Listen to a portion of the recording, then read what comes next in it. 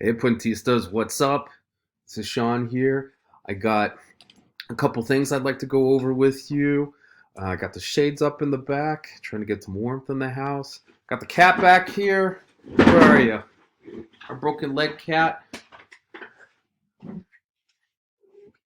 Check him out.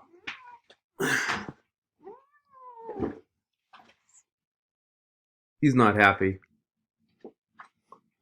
He's warm though, and he's shedding on me. Let me talk a little bit about what's going to happen this week. Um, we'll take it from there. We got a few things going on here. You guys probably know we are rounding off the semester. We are getting ready to move on through break to 1B and second semester in the spring. Yes, that second semester will be online too. I know it's been a learning experience for all of us. And as always, I'm here to help.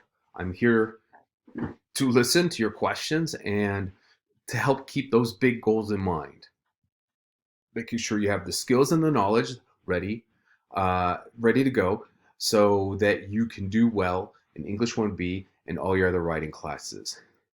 Everything else in this very strange time we live in is very, very negotiable. So, I'm looking at week 14 on the module. Let me just go over a couple highlights for you. Look what I'm doing here. I'm trying to sell this. I feel like I'm a used car dealer. You got that undercoating. It comes from the factory. I can't take it off. All right. For this week, we're going to be looking at building a works cited page based on the research that we've done. I've looked a lot at a lot of your thesis statements and your topics already. If you've got any questions about those, come and meet me through Zoom. We can set up an appointment.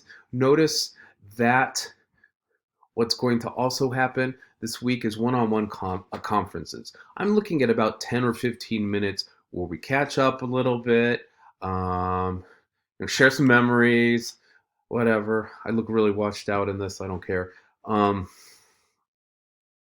Talk about what we need to do to move forward, get these units, and keep on progressing towards our academic and our career goals. Now, again, if things are coming up and you've got some issues, or you're feeling behind, or if you're just panicked or feeling hopeless, you are not alone during all this. And I'm more than willing to talk with you about it, to help you develop a plan that will make it so that you can complete this course successfully and move on. And I can also refer you to resources too, because like I said, there are lots of different people going through this. You shouldn't feel like you're the only one, that somehow everybody else is fine, because that certainly is not the case. It's been a turbulent year, and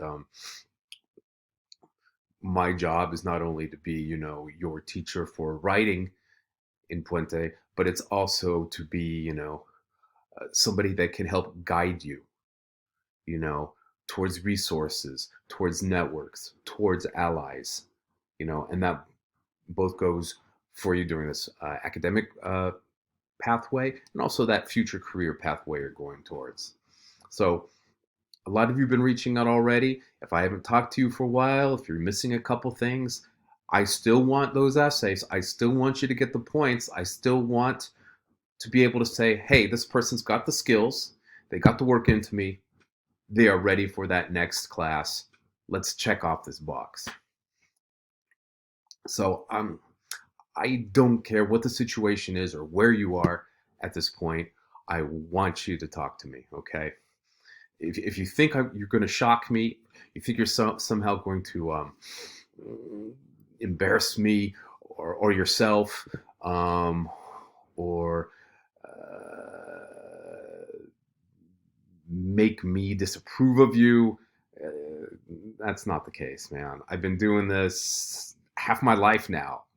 I've learned a lot about it, and I've learned a lot about how people work, I think. And that's just not the way I want to be, and that's not the way I want to teach.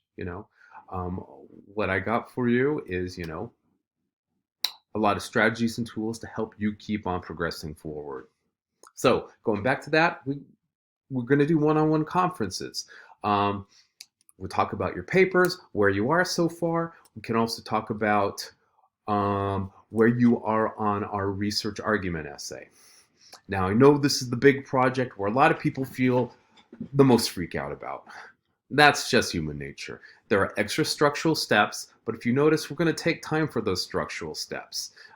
We are in like heavy kind of practical building mode for the rest of the semester. So every step of the way, you're welcome to talk to me about it.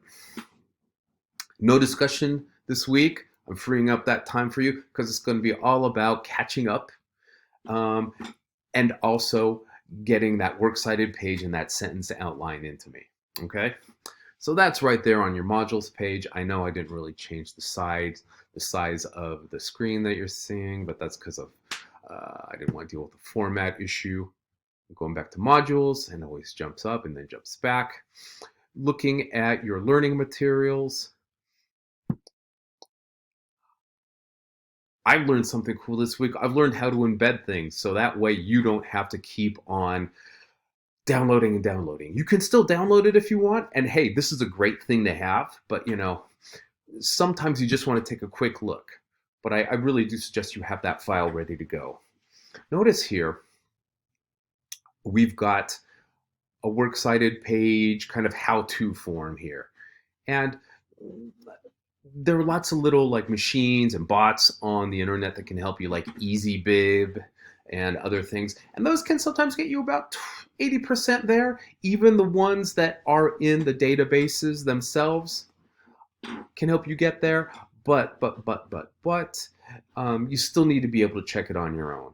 The other great resource for this, of course, is OWL at Purdue University. OWL, OWL, like the animal, at Purdue. You put that into Google, boom, you can get right to the MLA stuff. And again, this is kind of a paint job issue, but we're working all with databases, and let's face it, it's kind of the way of the future right now. So it's going to be important for us to do it. So with works cited, you basically have what will be electronic sources through the databases. So notice what you're going to have here.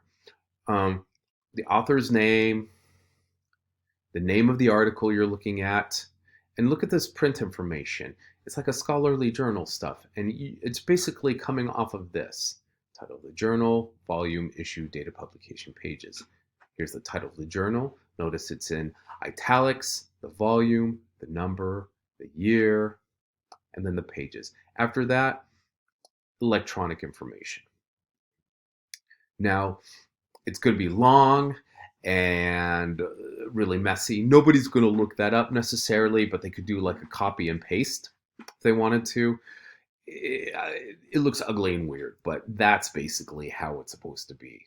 And again, when I'm asking you to turn in this works cited page, what it's really about is two big goals in my mind. One is, I know that you've done research. You've got stuff in front of you that you're looking at and you're reading in order to build your paper, okay?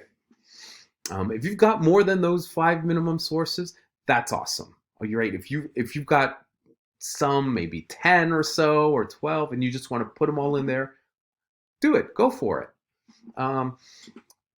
Knock myself out. I don't even know why I have these in.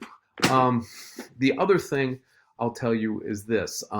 The other reason I'm having you do this is so that you get kind of a scrimmage or a rough cut of working on your own works cited page. And that's going to be important. That way, once you're getting ready to turn in that rough draft and that final draft, you're not trying to figure this all out, because usually people are fried by that point and they've got like 3 lonely brain cells left.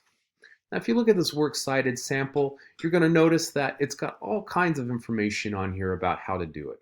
And again, it's going to look a little bit janky and strange and chaotic. I suggest you take this and highlight it yourself or print out this page. All of this information in the boxes is going to be important.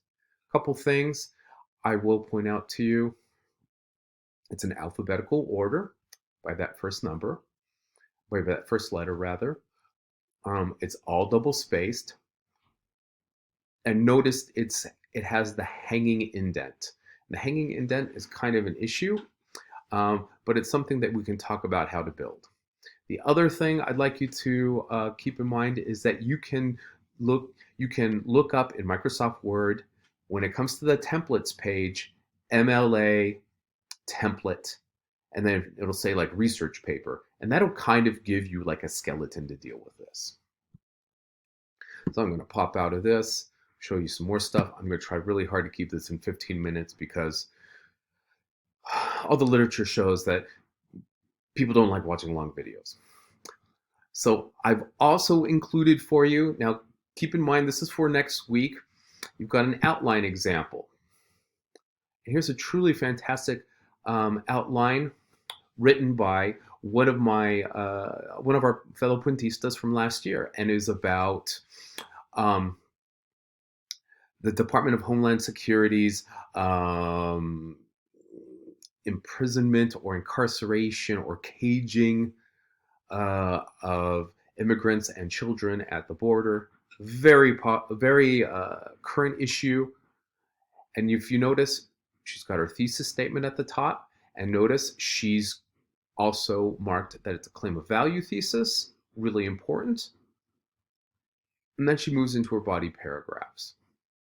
Now, notice she's even got where she's gotten each source from.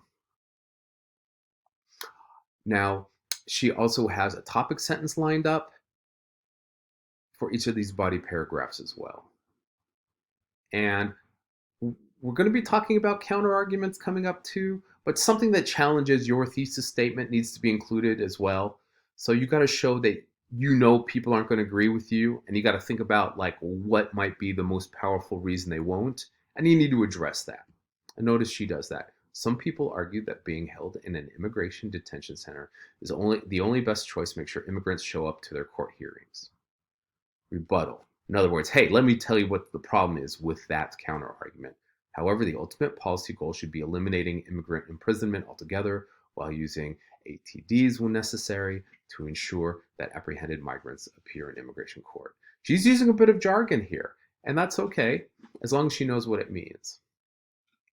Now, she might have to unpack that. Now, keep in mind, this is a roadmap that you're drawing or building, so you know where you're going to go for that next paragraph in the essay.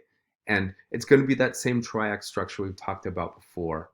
If you like, I can post immediately a student example of a successful paper for this. I kind of hesitated to do that in the beginning because I thought maybe it would freak people out because it seems way too far down the road.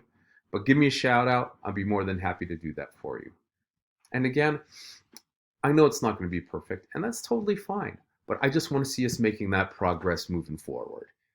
I mean, as much as you love English 1A and as much as you love me and all my hilarious jokes, I know you don't want to take it again. You want to keep moving forward, and I want you to keep moving forward too. Here you will notice also you've got the sentence outline worksheet. And once again, I found a way to embed this. And this is a great thing for you to download just by hitting there. And what you can do then is then type your answers right into this format so you don't have to worry about recreating this janky format. And if you can put that all the way down at the counter argument, rebuttal, you're going to be looking at maybe 5 to 6 support paragraphs and a counter argument rebuttal paragraph. And it's doable as long as we just do these little steps along the way. Okay, that's all I really have to say about that. But anyway, we're going to be doing a little bit more of the same of this for next week, and I want to keep that in mind for you. A lot of you know it's Thanksgiving week next week. A lot of you have family members, little brothers and sisters that are off. You might be in charge of watching them while your parents work, or you might have to skip some work in order to do that yourself. That's fine. Next week is all going to be about making this kind of structural progress. And I'm going to be available at the first end of that week through Wednesday if you still need to make that conference. But I'd really like us to hammer them in, get them all in by Friday. So I look forward to hearing from you. Take care, and I'll talk to you soon.